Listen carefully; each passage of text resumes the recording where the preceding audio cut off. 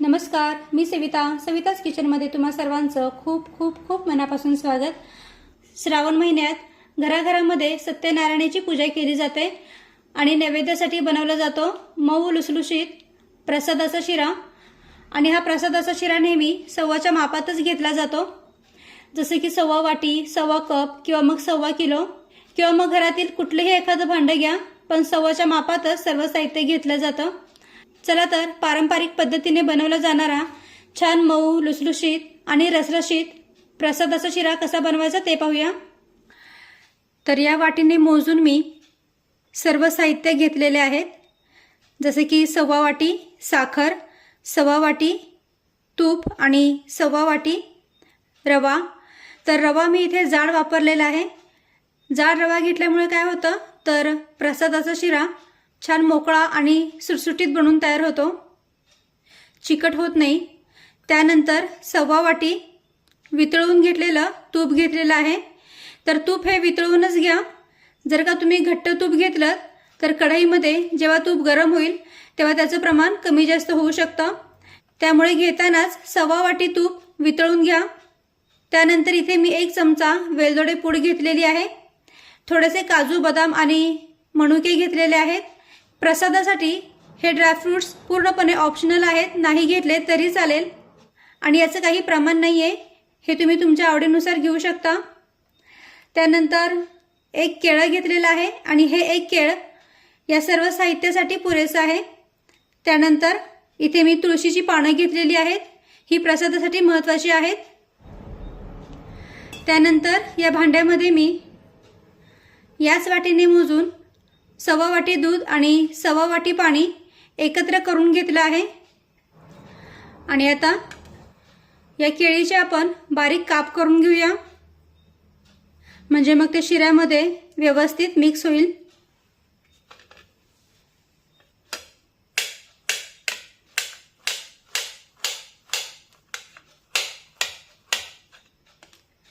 तर पहा, अशा पद्धतीने मी केळीचे बारीक काप करून घेतले आहेत।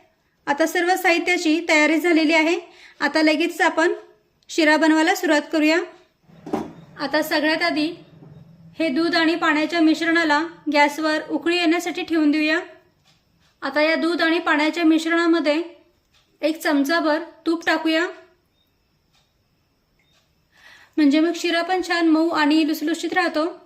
आता या दूध आणि पाण्याच्या मिश्रणाला उकळी येते तोपर्यंत आपण रवा भाजून घेऊया। तर इकडे गॅसवर मी कढई गरम करण्यासाठी ठेवलेली आहे। आता या कढईमध्ये या सव्वा वाटी तुपातलं 2 ते 3 चमचे तूप कढईमध्ये टाकूया।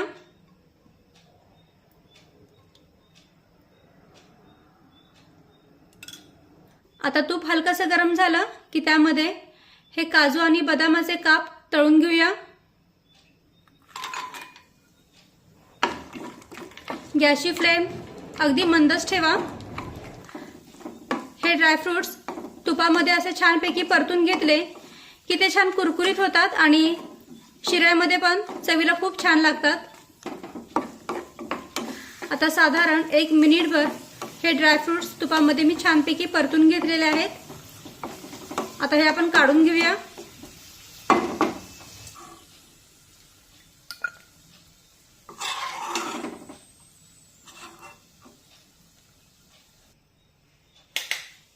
आणि आता हे राहिलेले तूप आपण या कढईमध्ये टाकूया।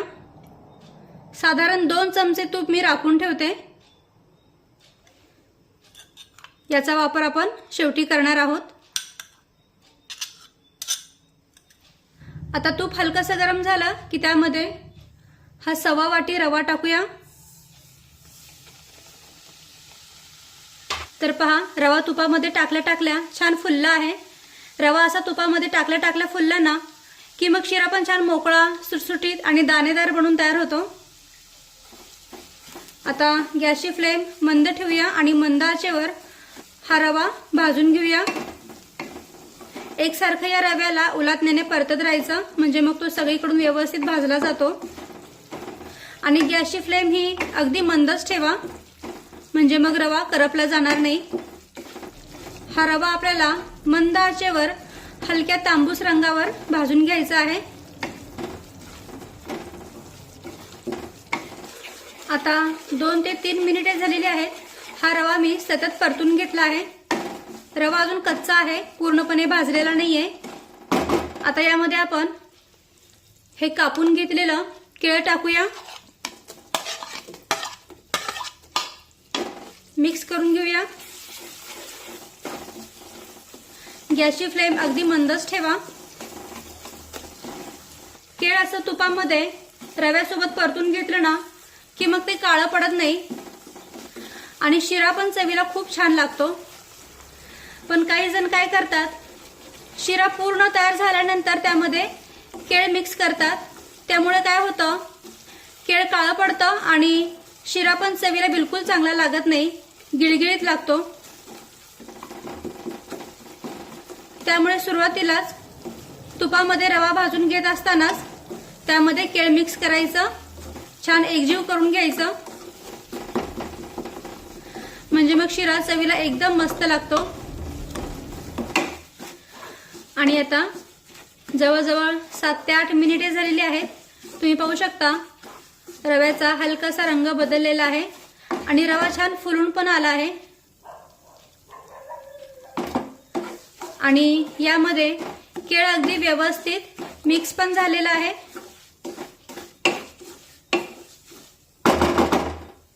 इकडे दूध आणि पाण्याच्या मिश्रणाला छानपैकी उकळी आलेली आहे. आता हे गरम गरम मिश्रण भाजलेल्या रव्यामध्ये थोडं थोडंसं टाकूया. गॅसची फ्लेम अगदी मंदच ठेवा आणि हे दूध आणि पाण्याचं मिश्रण या रव्यामध्ये अगदी थोडं थोडंसं टाकून घ्यायचं. दूध आणि पाण्याचं मिश्रण थोडं थोडंसं टाका, म्हणजे मग हातावर त्याची वाफ लागणार नाही. थोडंसं मिक्स करून घेऊया आणि पुन्हा हे दूध आणि पाण्याचं मिश्रण टाकूया. पुन्हा एकदा व्यवस्थित मिक्स करून घेऊया.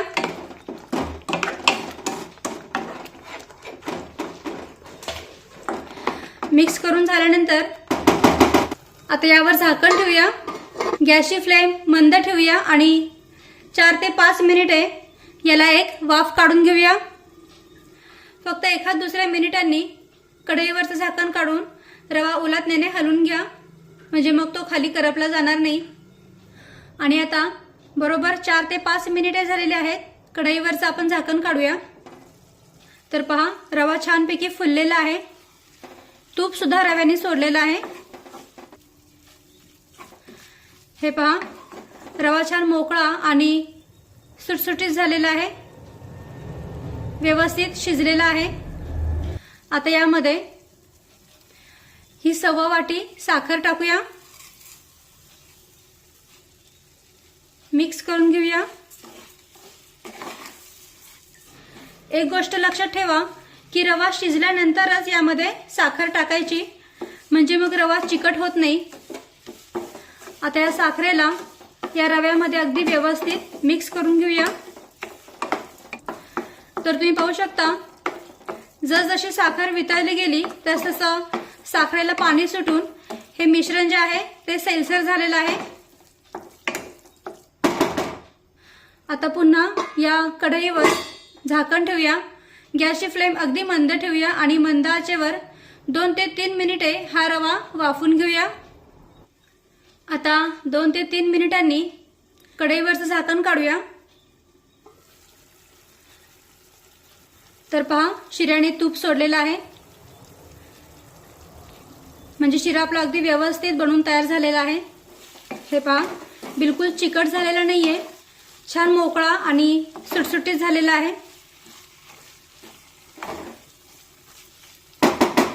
आता यामध्ये हे जे ड्रायफ्रुट्स आपण सुरुवातीला तळून घेतलेले आहेत ते यामध्ये टाकूया. चमचाभर वेलदोडे पूड टाकूया. मिक्स करून घेऊया. आता सुरुवातीला आपण जे 2 चमचे तूप राखून ठेवलं होतं ते सुद्धा यामध्ये टाकूया, म्हणजे मग बराच वेळ शिरा मऊसूद राहील. मिक्स करून घेऊया. आणि सगळ्यात महत्त्वाचं म्हणजे यामध्ये ही तुळशीची पानं ठेवूया.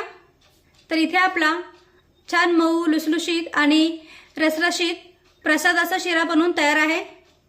तर पहा, इथे आपला प्रसादाचा शिरा बनवून तयार आहे. तुम्ही पाहू शकता एकदम मस्तपैकी हा शिरा बनवून तयार झाला आहे. छान मोकळा, सुटसुटीत आणि रसरशीत झालेला आहे. कारण आपण योग्य प्रमाण वापरून आणि योग्य पद्धतीने हा प्रसादाचा शिरा बनवलेला आहे. तर तुम्ही सुद्धा अशा पारंपरिक पद्धतीने छान मऊ लुसलुशीत आणि रसरशीत प्रसादाचा शिरा नक्की करून पहा. आणि व्हिडिओ आवडला असेल तर व्हिडिओला प्लीज लाईक करा, शेअर करा आणि सबस्क्राईब करायला विसरू नका. थँक्यू.